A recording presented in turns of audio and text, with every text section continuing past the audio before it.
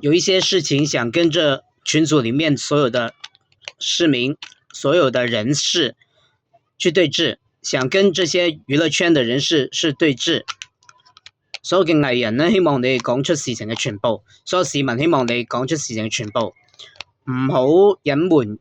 市民，因為所有嘅香港市民咧係有知情權。對於所有公眾人物所做過嘅事情咧，香港市民係有知情權。所有公眾人物喺香港做過嘅事情咧，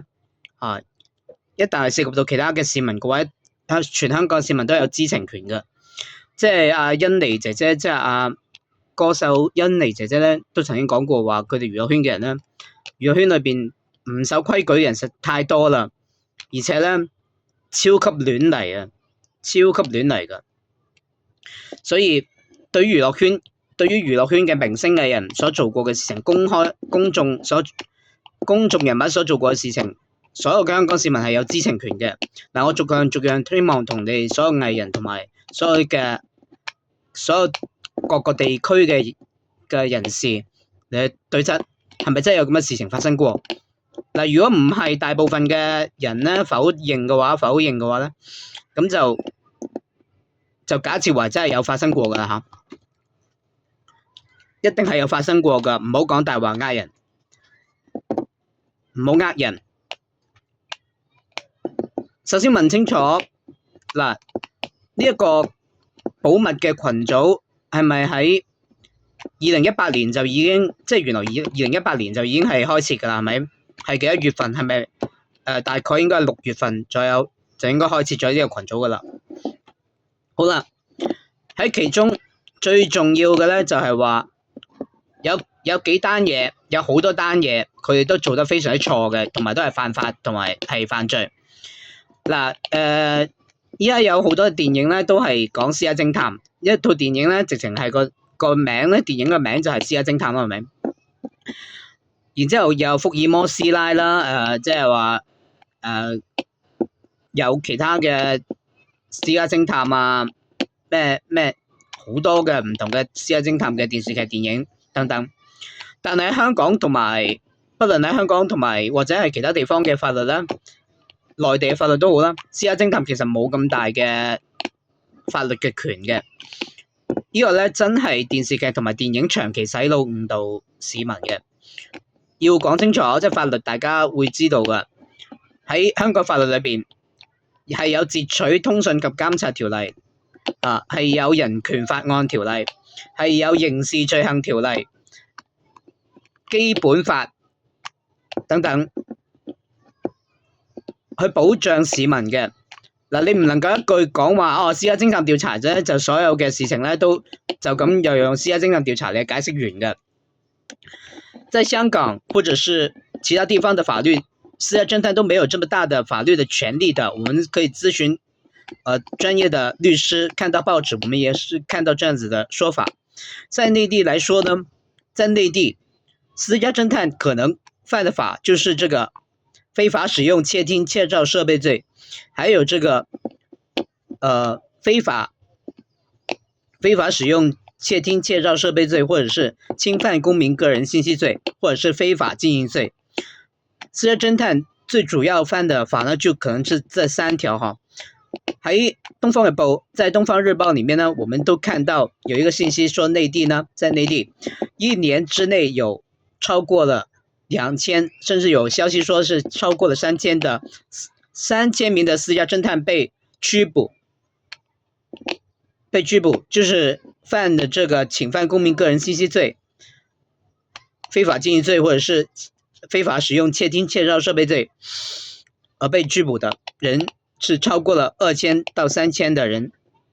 1年之內係2000到3000個私家偵探呢係被拘捕嘅，就係犯呢個非法經營罪，同埋呢個侵犯公民個人信息罪，同埋呢個就係呢個嗰個侵犯公民個人信息罪，同埋非法使用呢個竊聽竊照嘅罪行嘅儀器嘅罪行。在香港，私家偵探可能犯的法呢，就是截取以及這個通訊截取咁通訊監察條例，截取通訊監察條例，或者是這個違反了基本法，或者是甚至最嚴重呢，就是犯了刑事罪行條例。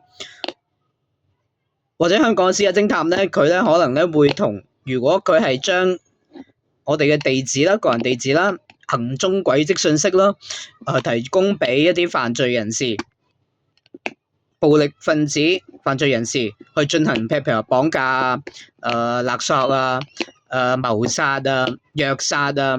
等等、加害啊等等呢啲咧，咁好可能私家偵探其實係一齊犯嘅干犯罪行咧，就係呢一個侵害人身罪條例裏邊嘅串謀謀殺罪啦，咁係好嚴重嘅罪行嚟嘅。私家偵探進入屋家庭裏邊咧，進行呢一個非法拍攝嘅活動咧，好可能係犯咗入屋犯法罪。就算佢串謀咗，即係譬如話佢收買咗、賄賂咗家庭一方嘅成員，非法拍攝我本人或者係非法拍攝另一個家庭嘅成員啦，咁樣都係犯咗刑事罪行條例㗎，因為依家係刑事罪行條例裏邊嘅窺淫罪。咁所以私家偵探係合謀咧，係串謀咧，係一齊犯刑事罪行條例去侵犯我哋市民嘅權益㗎。咁私家偵探入屋嘅犯法咧，都係違反咗基本法㗎，因為基本法裏邊第28、29條佢係咁樣寫，佢話禁止任何嘅團體組織咧，就係非法或者任意都係啊，任意咁樣嚟到入侵居民嘅住宅、房屋，進行任何調查。喺基本法第28條都係咁寫，所以私家偵探其實係違反咗基本法，侵犯人權。如果佢將影像傳播出去嘅話，已經係構成咗犯咗刑事罪行條例嘅窺淫罪。總之房屋、私人住宅同埋酒店、賓館、房間，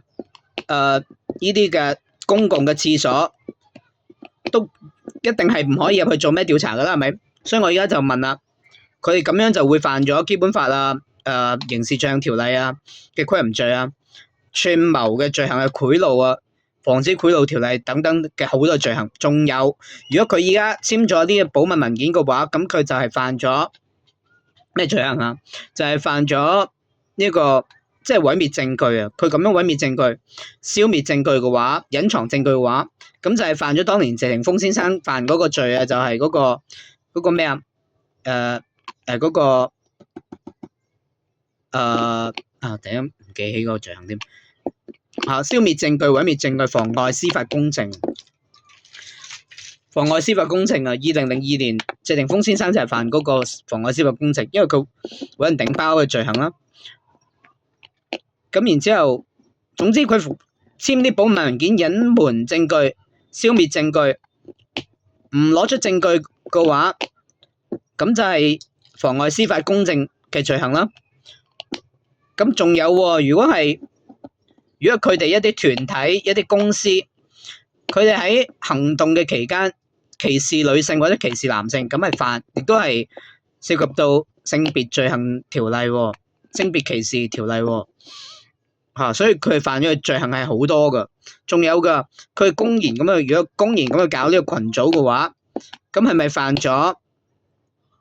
係咪非法？係咪非法教以不道德目的教唆他人罪、唆使他人罪？喺刑事罪行條例裏邊有咁嘅法律啦，係咪？以不道德目的唆使、教唆嗰個市民去做一啲關於性嘅、同性有關嘅一啲嘅罪行、性嘅活動。公開咁去拍呢個色情嘅影片等等，可能都係犯咗以不道德目的唆使他人罪啊，係咪？咁都係有違公德罪嚟嘅喎。喺以往嘅法律裏邊，因為佢係一個超過1萬人嘅群，如果超過1萬嘅群組嗰邊，咁就係即係有違公德罪嘅喎，可能犯咗，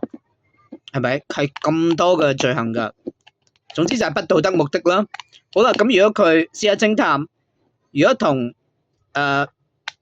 懂得使用私行邪術嘅人士合作嘅話，嗱，私行邪術暫時喺香港法律咧都係冇禁止啦，係咪？已經追溯到大清律例啦。咁所以喺香港或者內地嘅法律咧都冇法律咧去禁止呢一個嘅邪術㗎。咁如果但係香港係有呢一個嘅條例係食品安全條例、食物安全條例啊嘛。咁如果私家偵探佢同呢啲施行邪術嘅人合作，佢喺食物裏邊加咗啲嘅病毒細菌啊、寄生蟲蟲卵俾我哋食，即係啲降頭藥粉啊、古降藥粉俾我哋食，係想合謀殺嘅。咁咧就只係犯咗呢一個，可能係違反咗呢個食物安全條例，但係咧都係不道德嘅罪行啦，都係不道德嘅謀殺啦，邪術嘅謀殺，邪術加害都係不道德謀殺啦，仲更加嚴重添，因為佢係病毒細菌同埋寄生蟲，即係微生物嘅加害謀殺。咁呢個嘅謀殺咧，咁更加大範圍喎，可以謀殺嘅，即係如果佢係俾寄